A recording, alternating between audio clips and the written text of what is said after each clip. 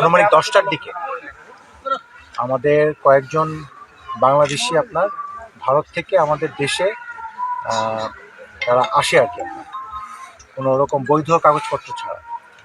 তো বিএসএফ মনে করেছিল যে এই 5জন যারা বাংলাদেশি ওখান ইন্ডিয়া থেকে আসলো, তাদেরকে সহায়তা করার জন্য বাংলাদেশি কোনো লোক সহায়তা করেছে। তো তারা আপনার দেখে যে এই আলামিন সীমান্ত একদম কাছাকাছি ছিল, তারা মনে করেছে যে আলামিন মনে হয় পাচারকারে সহায়তা করেছে, পাচার কার্যে তাদেরকে।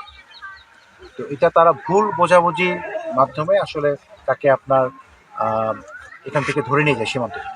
তো এটা পরে তারাও চেক ব্যাক করছে, আমরাও কনফার্ম করছি যে আলামিন আসলে একজন সাধারণ এখানকার খেটে খাওয়া লোক, সীমান্ত এলাকা বা তার বাসা।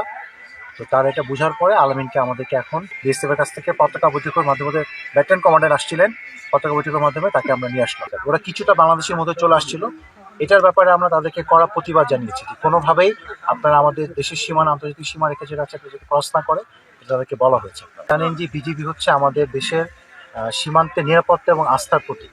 এটারই কিন্তু একটা আপনারা দেখলেন এখন। হ্যাঁ, তাকে আপনার একটা ভুল বোঝাবুঝির মাধ্যমে কিন্তু বিএসএফ তাকে ধরে নিয়ে গিয়েছিল, এবং সেটা কিন্তু আমরা তাকে অতি দ্রুত সময়ে তাকে আমরা আবার কিন্তু ইন্ডিয়া থেকে আমাদেরকে নিয়ে আসছি আপনার।